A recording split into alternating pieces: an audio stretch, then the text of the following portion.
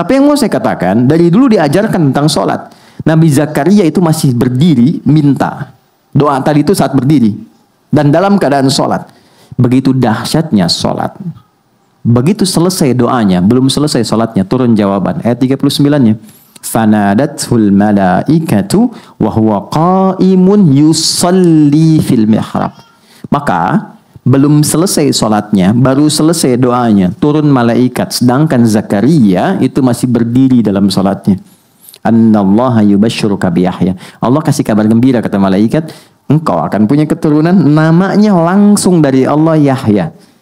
Yang kata orang mustahil lahir dari rahim seorang perempuan yang divonis menopause dan mandul, kata Allah nggak ada yang mustahil bagiku. Jadi dan hidup dia. Yahya itu hidup artinya. Jadi dan hidup. Kapan terjadi? Saat berdiri dalam sholat. Jadi sholat itu penting, mengurai persoalan, mengabulkan doa, dan berkahnya kita menjadi umat Nabi Muhammad. Dahsyat nabinya, istimewa, ibadahnya luar biasa. Kalau Nabi Zakaria berdoa langsung dikabul, kita umat Nabi Muhammad belum sholat, sudah Allah tunggu mau minta apa. Dan sejak berdiri. Makanya nggak ada satupun sahabat ingin mengerjakan sesuatu, kecuali ketika mereka sholat, dapat jawaban. Imam Al-Bukhari tadi, nulis Sahih Al-Bukhari, 7.000 hadis kurang lebih, 97 topik, itu ditulisnya, setiap nulis satu sholat dulu. Ditulis di Masjidil Haram di Mekah, selesai di Masjid Nabawi, selama 16 tahun. Setiap mau nulis, sholat 2 rakaat, baru nulis. Sholat, baru nulis.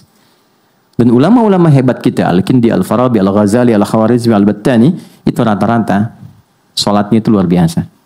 Yang saya mau katakan, perhatikan baik-baik, ini poinnya. Apa anugerah bagi umat Nabi Muhammad?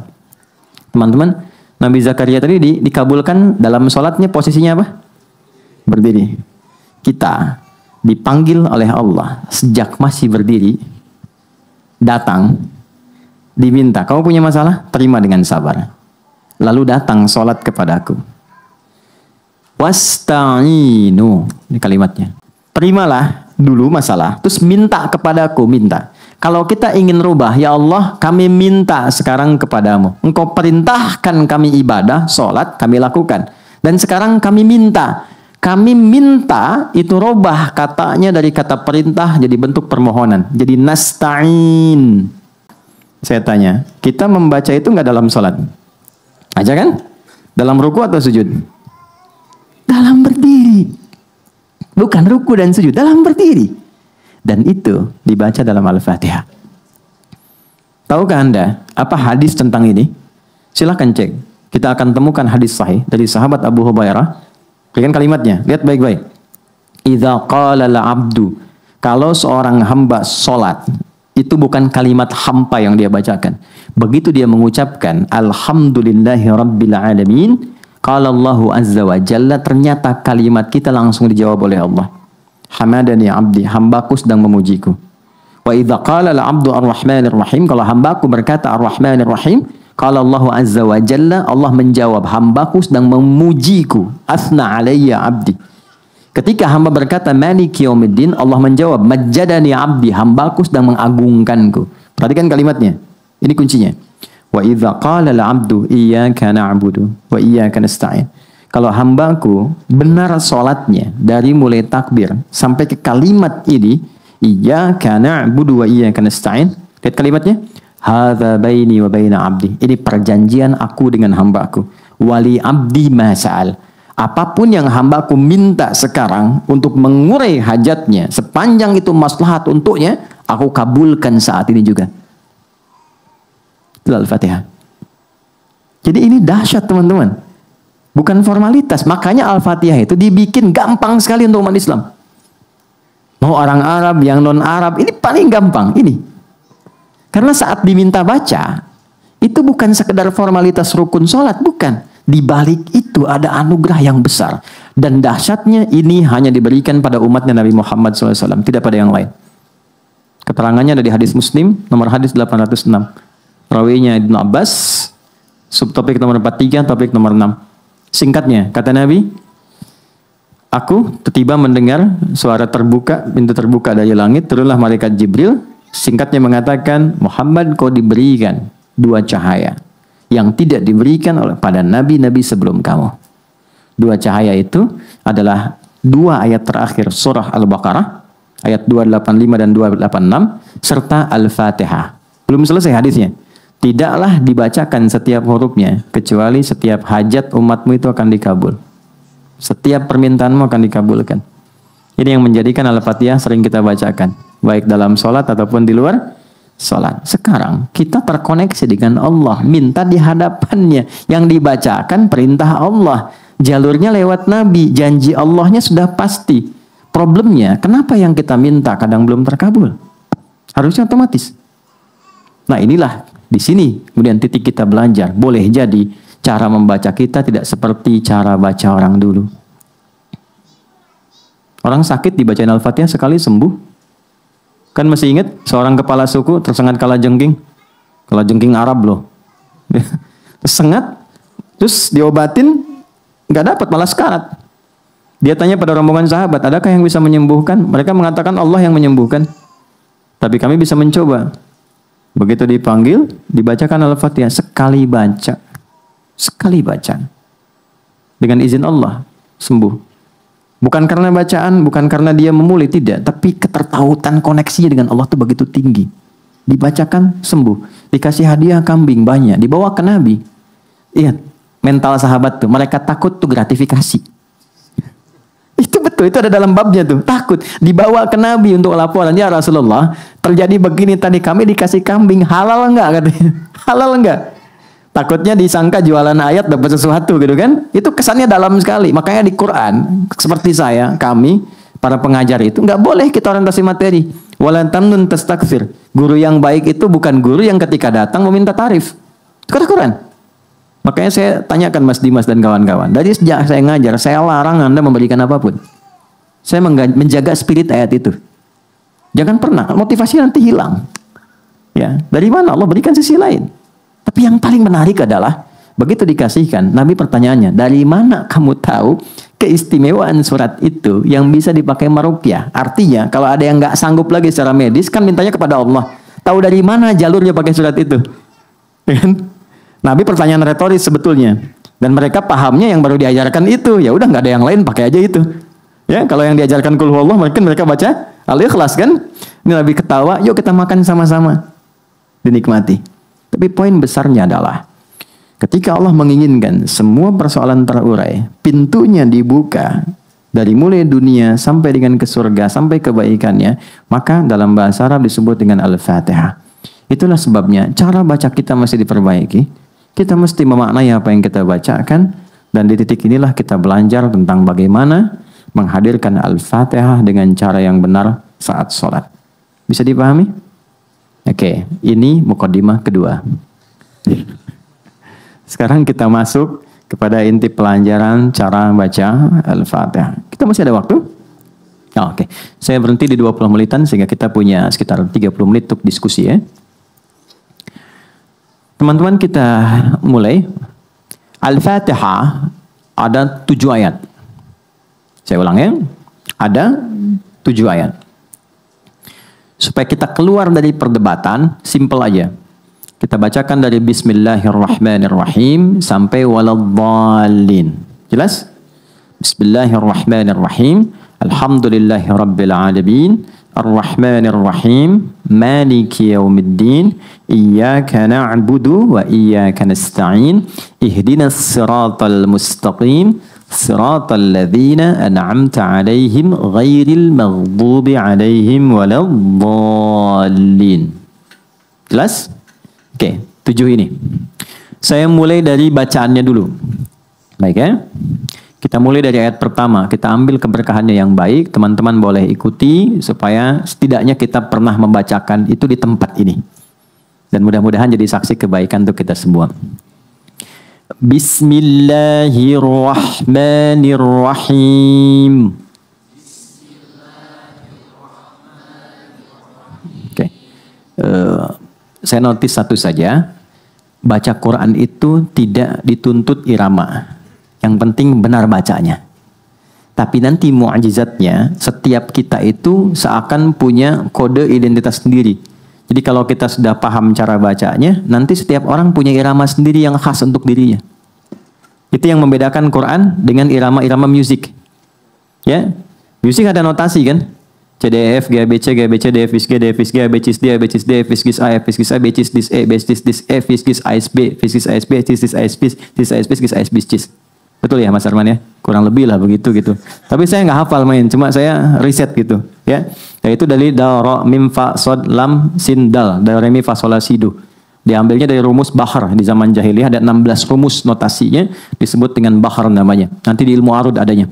Tawilun lahudunal bukhuri fadailu fa'ulun mafa'ilun fa'ulun mafa'ilu kifa nabki min dhikra habibin wa manzili bisaqtil wa baina dakhuli fahawmali rajas mustaf'ilun mustaf'ilun mustaf'ilun mustaf'ilun mustaf'ilun mustaf'ilun sautus safiril bulbuli hayya qalbi thamili al-ma'u wa zahru ma zahri lahdul muqali fa anta ya sayyidali wa sayyidi wa mawlali fakam tajmuni ghazayilun uqayqali qataftuhu min alatina fi hadha rajuli faqala la la la faqad ghada muharwili baru masuk wal walad wali wa wali faqultu la tuwalwili fabayyinu ali qalat law hina katan maradul mukali kahatan kaqaila li tabtabuli madid mufa'alatun fa'ilatun tala'al badru alaina min thaniyatil wada'. Itu iramanya sudah ada notasinya dulu. Itu yang diserap di era Islam diganti jadi nazam. Nazam itu yang punya nilai, yang dulunya nggak ada nilai, jadi lihat sesuatu langsung jadi syair, jadi irama. Ada khayal, imajinasi. Di Islam beda, mesti ada value-nya. Makanya ketika dibawa ke masa Islam, itu jadi nazam. Nazam itu punya value. Dengan rumus yang sama, jadi dibawa ke gramatikal bahasa Arab, muncul alfiyah. Qala Muhammadun huwa ibnu maliki Ahmadu rabbillah khaira maliki musalliyan ala nabiyil mustafa wa alihil mustakmilina syarafa. Terus sampai ke bawah, itu kalau hafal itu 1000 bait, lancar bahasa Arab dengan gramatikalnya. Punya value. Dibawa kemudian ke apa lagi? Ke hadis ada alfiyahnya Suyuti. Itu semua punya nilai. Makanya saya sarankan teman-teman yang bikin lirik, bikin lagu, bikin syair, sepanjang ada muslim harus ada value-nya. Bukan cuma kosong, nggak ada nilainya gitu. Mesti ada nilai yang dibawa. Dan itu dipuji di Quran surah ke-26 Asy-Syu'ara. Kalau Anda baca dari ayat 227 sampai ke akhir, itu dibedakan. Mana penyair yang hampa, mana penyair beriman yang punya lirik, yang punya nilai. Di balik liriknya itu ada nilainya. Ya, nah ini poin. Balik lagi kepada apa yang tadi kita bacakan. Quran beda. Jadi nggak usah membaca Quran memaksakan dengan irama-irama musik, nggak akan ketemu. Karena gelombangnya beda. Nggak percaya silakan. Kang Arman ngimamin, makmum di belakang, baca Al-Fatihah pakai irama Manuk Dadali. Iyyaka na'budu wa iyyaka nasta'in. Bubar mas. Alam nashrah laka sadrak. Nggak akan mungkin bubar. Karena nggak sama. Jadi kita nggak harus repot punya irama begini, kayak nggak usah. Cukup bacakan dengan suara kita, keluar sendiri. Dan itu kita hafal. Orang tua kita dulu kan cuma pakai lampu semprong, nggak pakai irama-iramaan, tapi kita hafal, indah, meresap, dan tahu, oh itu ibu ini, itu ibu itu menarik.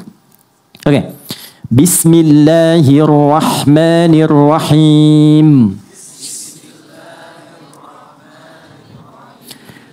Alhamdulillahi Rabbil Alamin. Oke, ada ain. Alamin. Oke, sedikit saja. Kalau kita A dengan A itu sakit. Alamin, orang-orang sakit. Alamin, semesta alam. Alhamdulillahi Rabbil Alamin.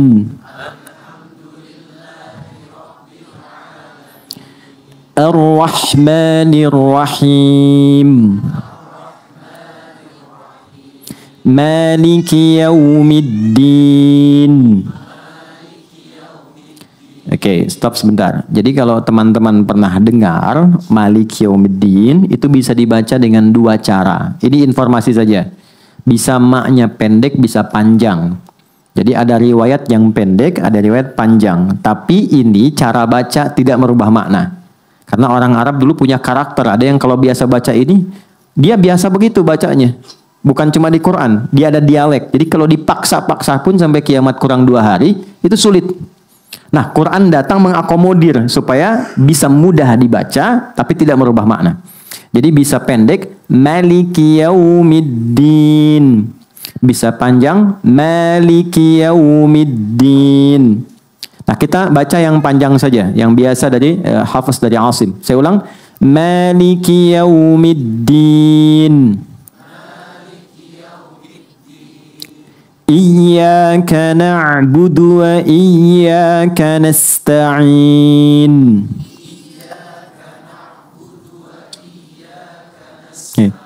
Bukan iya tapi iya Iyyaka na'budu wa iyyaka nasta'in.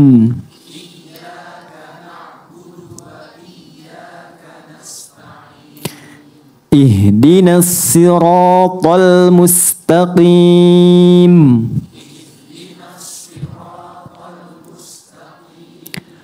Ihdinas siratal mustaqim. Siratal ladzina an'amta 'alaihim ghairil maghdubi 'alaihim.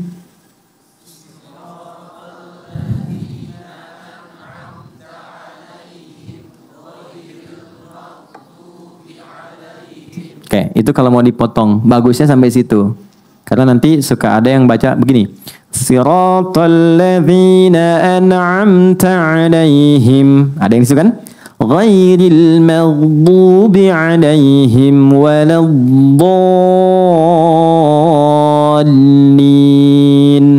Bagus bacaannya, cuma secara wakaf kalau mau tepat itu ada saja namanya. Jadi im ketemu him, berhentinya lebih bagus. Dan secara nahu gramatika lebih benar.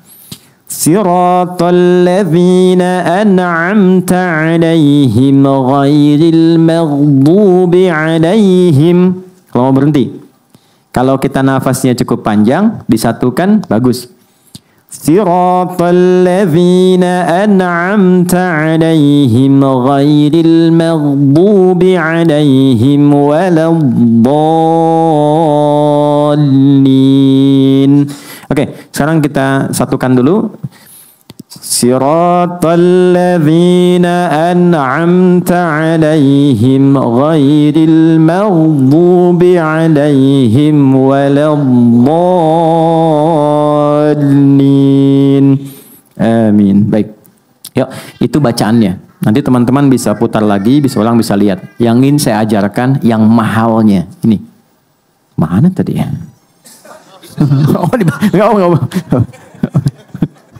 Maknanya. Semoga Allah ampuni dosa-dosa kita nih. Yuk kita mulai. Kalau kita ingin dibuka oleh Allah, ini tolong fokus karena ini yang paling penting ya. Semua sifat-sifat kebaikan, pintu-pintu kemuliaan yang merubah kehidupan kita. Maka yang pertama, pahami Al-Fatihah, pembuka segala kebaikan. 1. Bismillahirrahmanirrahim. Saya agak cepat. Mas Baim rata-rata berapa ya kita kalau ngaji hadir? Mas Dimas? 120-an ya? Saya pernah kirim mushaf nggak ya? Mas Dimas mana kelihatan? Ada? Pernah kirim mushaf nggak? Belum ya? Oke, nanti Mas tolong catat ya. Nanti saya kirimkan mushaf supaya nanti mushafnya kita semua seragam. Nanti pas ngaji itu ngaji lagi ketemu saya, nanti tinggal dibuka, nanti interaksinya lebih enak, lebih gampang. Jadi kalau saya sebutkan saya halaman sekian, buka nomor sekian, ini jadi lebih gampang. Dan itu dari saya aja ya, dan tidak boleh bayar. Memang kita cetak itu untuk diwakafkan, itu ada, insyaallah. Ya, lihat sini teman-teman. Bismillahirrahmanirrahim. Tolong Anda cek Quran surah 96 ayat 1. Iqra bismi rabbikal ladzi khalaq. Quran surah 96 Al-Alaq ayat 1. Masih ingat wahyu pertama yang turun pada Rasulullah apa? Bukan Iqra. Jangan maksa. Iqra. Oke. Yang turun pada Nabi itu bukan Iqra. Yang pertama turun pada Nabi itu Iqra bismi rabbikal ladzi khalaq. Karena ketika turunnya Iqra, Nabi menjawab apa? Ma'ana biqari, saya nggak bisa baca. Tapi Allah turunkan langsung Iqra. Gini. Bismi rabbikal ladzi khalaq.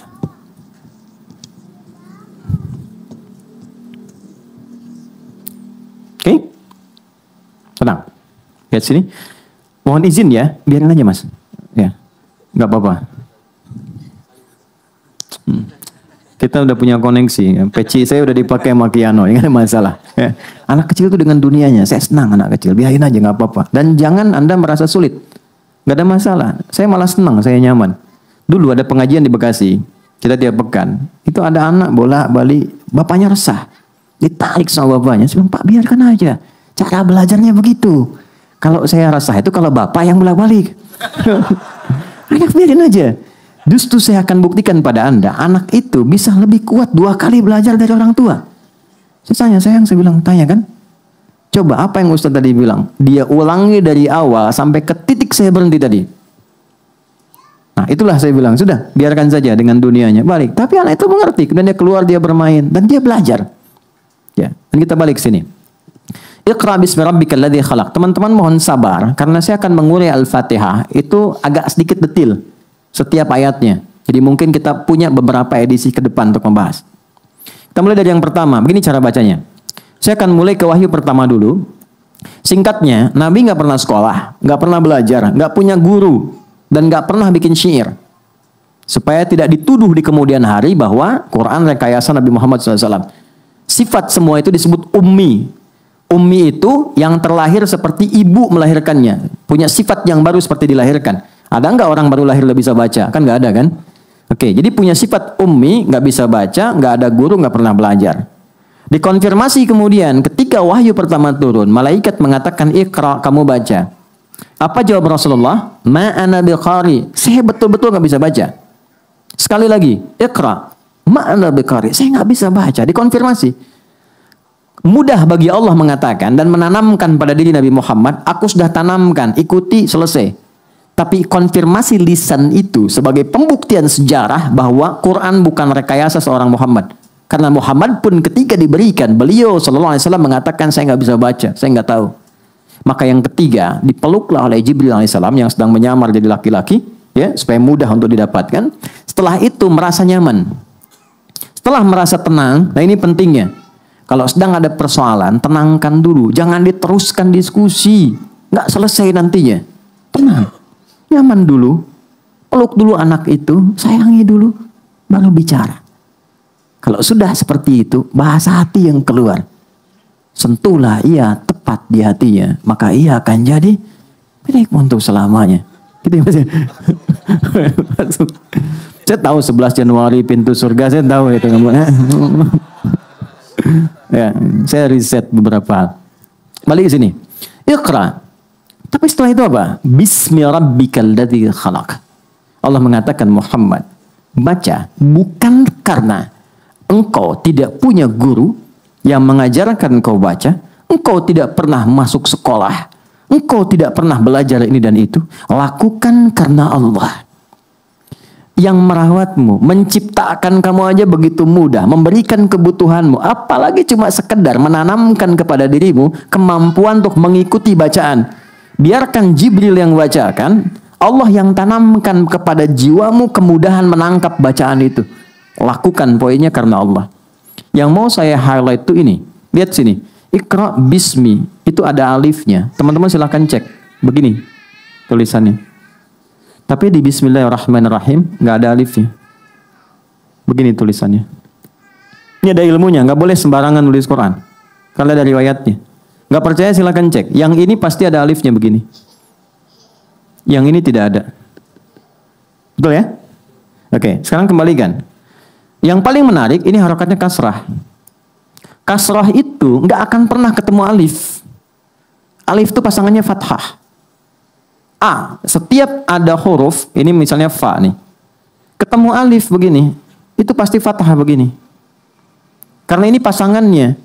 Alif itu untuk memanjangkan bacaan supaya panjang, lebih panjang dari sebelumnya. Jadi fa gitu. Tadinya pendek.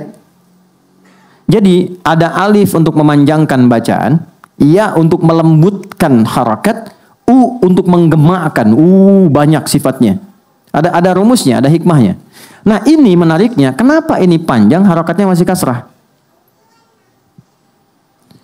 Kalau semua dikerjakan karena Allah, yang membuat yang kompleks saja begitu mudah. Apalagi hanya menjadikan yang kita rasakan panjang, berliku, berat, penat. Untuk Allah ringankan, bahkan Allah hilangkan sampai kasrah, jatuh ke bawah dan pecah. Kasrah itu dari kasrah, sesuatu yang pecah, jatuh, hilang. Sehebat apapun kita meraih sesuatu, pada akhirnya akan jatuh, pecah. Lembut, hilang, kecil, khafad. Ini adalah pesan besar dari riwayat. Dulu, Nabi berusaha membaca dengan kemampuannya. Mengingat saya nggak pernah belajar, saya susah. Allah memberi pelajaran, lakukan karena Allah. Semua yang dikerjakan pada Allah akan menjadikan yang panjang, yang berliku, yang sulit akan cepat untuk dilakukan. Karena itu ketika dibaca, alifnya nggak dianggap. Iqra bismi, nggak panjang lagi. Tapi kenapa dipertahankan? Untuk memberikan kesan. Bahkan, kenapa persoalan itu terus rumit? Karena jarang kita gantungkan kepada Tuhan. Kita mengandalkan kemampuan kita untuk menyelesaikannya. Disitulah kemudian yang tadinya simpel menjadi panjang dan rumit. Itu problem. Karena itu bahasa Nabi Ya'qub mengatakan, kalau aku punya masalah, yang pertama aku curhatkan, itu Allah. Itu ada di Quran surah 12 ayat 86. Innama ashku bathi wa huzni ila Allah. Aku tuh kalau curhat, yang pertama aku curhat itu Allah dulu. Poinnya apa? Walaupun masalah belum tuntas, tapi Allah lapangkan hatiku. Curhatnya sama Allah tuh enaknya apa? Curhatnya itu enaknya membuat hati kita lapang. Sama manusia itu belum tentu lapang. Paling-paling kita merasakan beban terbagi sedikit lah. Sama Allah itu lapang. Anda nggak percaya? Ada masalah, wudu, bentangkan sajadah, sholat 2 rakaat, begitu sujud nangis, selesai itu lapang. Walaupun solusi belum datang. Alih-alih curhat di media sosial, membuat persoalan makin kompleks. Nggak nyangka ya kamu begitu. Nyangka tuh. Orang kalau sedang bilang nggak nyangka, dia sedang nyangka itu. Nah, kita diajarkan begini. Kenapa di sini alifnya tidak ada? Kan? Langsung kemudian dihilangkan. Ingin memberikan kesan kepada kita. Kalau setiap persoalan kita ingin dibuka, Al-Fatihah, gerbangnya dibuka, kemudahannya ditampilkan, maka jangan pikir panjang lagi, jangan terlalu rumit. Cepat curahkan, semua mohonkan kepada Allah. Itulah sebabnya kita diajarkan baca Bismillahirrahmanirrahim di semua aktivitas kita. Masih ingat hadisnya? Kullu amrin dzibalin la yubda'u fihi bismillahirrahmanirrahim fahuwa abtar. Setiap perbuatan baik yang tidak dimulai dengan bismillahirrahmanirrahim itu terputus. Terputus keberkahannya, terputus pahalanya, dan terputus jalur koneksi cepatnya. Tapi ingat, Nabi katakan perbuatan baik. Karena kalimat ini kalimat terbaik yang akan sulit diucapkan pada perbuatan yang kotor. Makanya ketika dipaksakan jadi kontroversi yang merendahkan pelakunya. Gak ada orang minum bir pakai bismillahirrahmanirrahim. Makanya kalau mau coba bikin konten dengan kata-kata baik pada hal yang kotor, pasti akan merendahkan dirinya. Yang akan diterima hanya celaan, cacian, keburukan, dan sebagainya. Karena baik tempatkan pada yang baik, yang kotor kita jauhi. Ini poinnya. Nah, yang lebih besarnya adalah ba, saya rinci. Ba itu ada 14 fungsinya dalam bahasa Arab. Ada kitab bagus sekali buku, judulnya Mughnil Labib an Kutubil A'arib. Ya, itu dia menguraikan semua makna huruf dari alif sampai ya. Ba itu ada 14. Ada orang kita ikut PhD di Timur Tengah. Dia cuman bahas huruf ba di surat Al-Maidah ayat ke-6 tentang wudu saat basuh kepala itu pakai ba, wamsahu biruusikum. Kok ada ba? Yang lainnya nggak pakai ba. Itu baru bahas huruf ba 1 dapat doktor. Anda yang belum silahkan, ada ta, ada fa, ada jim sampai ya tuh. Ini 14. Nah, 14 ini yang sesuai dengan ini apa? 1, ada namanya musahabah, al-musahabah. Ada namanya al-ilsaq. Ada namanya ghayah. Cepat saja. Saya mulai dari bawah dulu paling gampang. Ghayah itu tujuan. Lakukan semua kegiatan yang baik itu tujuannya untuk mendapat ridha Allah, supaya Allah suka. Tarik perhatian Allah. Begitu kita dapat perhatian Allah, Allah buka semua akses. Anda dapat perhatian pemimpin, ya, dapat perhatian bos, dapat perhatiannya, semua dibuka kan aksesnya. Kita dapat perhatian Allah, itu semua dibuka kemudahannya. Maka huruf ba di kalimat Bismillahirrahmanirrahim mengajarkan jika mengerjakan segala apapun, maka tempatkan tujuan utama itu untuk mendapatkan ridha Allah. Karena Allah. Bismillah, aku mengerjakan perbuatan ini supaya Allah ridha. Kalau sudah Allah ridha, maka dengan rahmannya Allah buka pintu kemudahan dunia, dengan rahimnya dijadikan untuk berpahala yang memudahkan saya ke surga. Itu poinnya. Contoh, saya mau makan, mau minum. Nabi ajarkan, khudh biyaminika ma yalik. Kalau Anda mau makan, mau minum, ambil yang terdekat. Jangan yang paling jauh. Karena itu orang tua kalau nata makanan itu, usahakan mengenali orang-orang di rumah, tempatkan yang paling disukainya dekat dengannya. Anak pertama suka ayam, ayamnya goreng, tempatkan dengan dia. Dekatkan. Yang satu suka tempe, dekatkan. Jadi nanti ketika mengambil paling gampang. Yang repot kalau tertukar, repot ketika melampaui adabnya dipandang kurang elok dalam Islam. Saya punya teman dari Pakistan sama India. Kan di Timur Tengah itu makan pakai nampan. Itu ayamnya ngumpul di bagian India. Pakistan nggak ada. Ini nyata cerita. Jadi begitu mau makan diajak ngobrol dulu. Malah ngobrol dia putar-putar begini tuh. Begitu udah sampai ayamnya di depan teman Pakistan, yang India sadar, dia jawab apa? Biarkan bumi berputar pada porosnya. Jadi putarin lagi. Oke, ba. Bismillahirrahmanirrahim. Makna kata ba di Bismillahirrahmanirrahim, fokus, adalah saya ingin minum ini untuk mendapatkan ridha Allah. Maka ketika seseorang mengatakan Bismillah dan dia minum, dia nggak mungkin menyentuh minuman yang Allah nggak sukai. Karena di situ ada fungsi apa? Musahabah. Musahabah itu merasa diawasi, dilihat. Jadi kalau Anda ingin benar, ingin hasilnya berkah, ingin bagus, rasakan ketika beraktivitas sedang dilihat Allah.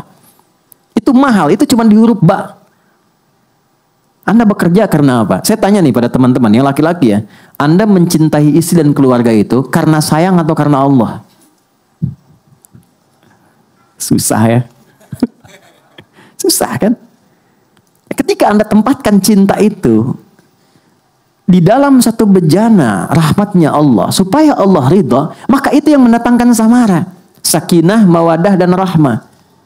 Tapi kalau Anda hanya tempatkan pada ikhtiar Anda, jalannya berliku teman-teman. Berliku. Makanya samara di Quran dibukanya pakai ayat.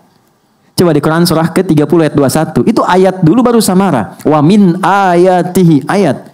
An khalaqalakum min anfusikum azwaja litaskunu ilaiha sakinah wa ja'ala bainakum mawaddah wa rahmah.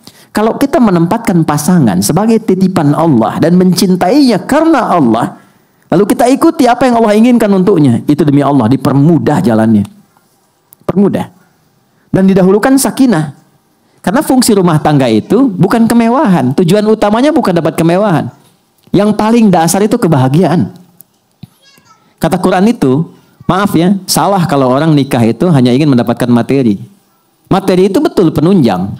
Perhatian itu penunjang. Tapi tujuan pokoknya kedamaian. Supaya ingin tenang. Peace, damai, enak, tenang, bahagia. Antum pilih deh. Kaya tapi gelisah atau miskin tapi tenang. Gak ada pilihan ketiga, gak usah maksa. Kaya tapi gelisah atau miskin tapi tenang. Mau miskin susah ngucap gitu kan. Oke, kaya tapi tenang. Karena itu sakinah didahulukan. Nah, Bismillahirrahmanirrahim itu membuka semua gerbang kemuliaan tadi. Maka dari itu, orang-orang yang lekat dengan ini, nggak mungkin dia baca Bismillahirrahmanirrahim 17 kali melakukan maksiat, nggak mungkin. Kalau benar macanya. Makanya ketika mengucapkan huruf ba, Bismillah, rasakan kita diawasi Allah. Itu poinnya. Nah, ketika seseorang membaca dengan benar dengan huruf ba itu, maka muncullah ismun. Ismun itu disebut dari nama. Asalnya dari kata sumuwun, sesuatu yang tinggi. Makanya beri nama seseorang itu dengan baik, supaya dia dihormati, ditinggikan dalam kehidupan sosialnya. Wasmun wa fi'lun thumma harfun lil kalim. Wahiduhu kalimatun wal qawlu am wa kalimatun biha kalamun qad yu'am. Ada 3 hal manusia dinilai dalam kehidupannya. Satu dengan namanya. Beri nama yang bagus supaya dia terhormat. Ya, Anda boleh punya hobi, tapi lihat hobinya itu ketika diberikan dengan nama kepada anak, mengangkat martabatnya enggak? Jangan sampai ketika hobi Anda A diberikan kepada anak, dibully. Cari yang terbaik, itu ismun. ditinggikan. Tinggi itu sumu. Ketika Anda mendekatkan segala kegiatan karena Allah, tujuannya lillah, dan merasa diawasi oleh Allah, Anda mendapat tempat tinggi di hadapan Allah. Karena itu dilekatkan dengan kalimat Allah, Bismillah. Lakukan karena Allah, tujuannya karena Allah, maka Allah tinggikan Anda sebelum Anda mendapatkan dan melakukan apa yang sedang Anda kerjakan. Maka dibukalah dengan itu rahman Allah. Ini yang menjadikan kata Rahman dan Rahim sepaket turun.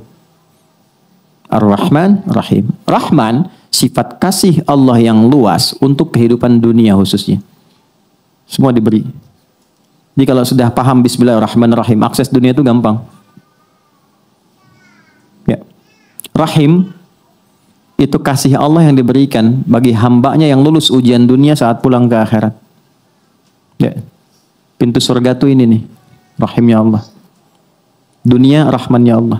Dan itu mesti seimbang. Allah paling nggak suka ada orang ngejar akhirat lupa dunia, karena risalah kita di dunia. Dan Allah lebih nggak suka ada orang larut dalam dunia nggak ingat akhirat. Maka itu mesti ada keseimbangan porsinya. Itu yang sering kita katakan sapu jagat. Dunia akhirat seimbang.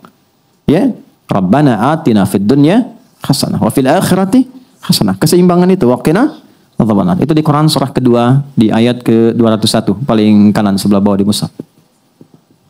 Wa minhum may yaqulu rabbana atina fid dunya hasanah fil akhirati hasanah wa qina adzabannar. Nah, saya mau tutup saat teman-teman saya, Anda, kita baca Al-Fatihah dalam sholat, rasanya begini enggak? Benar enggak karena Allah kerjanya? Benar enggak merawat keluarga itu karena Allah? Benar enggak menyayangi anak karena Allah? Kalau betul-betul karena Allah bukan karena cinta, dilihat enggak sholat dia? Kenal Allah enggak? Anak belajar apa? Dikenalkan Allah enggak? Kan dihisab sebagai orang tua. Pasangan udah deket, kenal nggak sama Allah? Udah deket belum? Deket tuh relatif, minimal kenal. Sehingga dengan kenal itu terjaga. Maka kita ucapkan tiap hari dalam Al-Fatihah, Bismillahirrahmanirrahim. Kita bertekad, ya Allah kalau kurang, aku perbaiki nih, tutup yang kurang itu. Aku berjanji, setelah ini akan lebih baik. Pekerjaan lebih benar, lebih engkau ridhai, lebih mendekatkan dengan dirimu, membuat aku lebih terukur sampai pulang kepadamu. Itu poinnya. Kalau kesadaran itu tiba, begitu Anda sampai pada kalimat iyyaka na'budu wa iyyaka nasta'in, itu langsung jawaban turun. Hadza baini wa baina 'abdi wa li 'abdi mas'al. Ini perjanjian antara hambaku dengan aku. Kalau komitmen dia benar sampai tadi itu, aku kabulkan apapun yang dia minta sekarang. Itu caranya, teman-teman. Baca gampang. Baca gampang sekali. 19 huruf, setiap hurufnya 10 kebaikan, dapat selesai. Pahala dapat, tuntas tugas. Tapi poinnya dapat nggak? Value-nya terasa nggak? Jadi gitu. Nah, kita baru Bismillahirrahmanirrahim. Untuk sampai ke iyyaka na'budu masih ada alhamdulillahirabbil alamin, masih ada ar-rahmanir-rahim, masih ada maliki yaumiddin. Itu tapak-tapak jalannya. Saya tidak ingin buru-buru, saya menginginkan ini dulu selesai. Kalau kita sudah paham ini, baru kita akan dievaluasi oleh Allah. Allah mengevaluasi kita dengan kalimat alhamdulillahirabbil alamin. Ketika kita sadar kenapa akhirnya ini diulang ar-rahmanir-rahim. Ya, nggak ada pengulangan di Quran. Kenapa ini muncul lagi? Karena ada dampak kesadaran di ayat yang kedua alhamdulillahirabbil alamin. Barulah kita agungkan Allah setelah sadar Allah Maha Agung Maha Besar. Disitulah turun kalimat iyyaka na'budu wa iyyaka nasta'in. Nanti alhamdulillah sampai ke maliki yaumiddin kita akan kaji kembali di sesi berikutnya.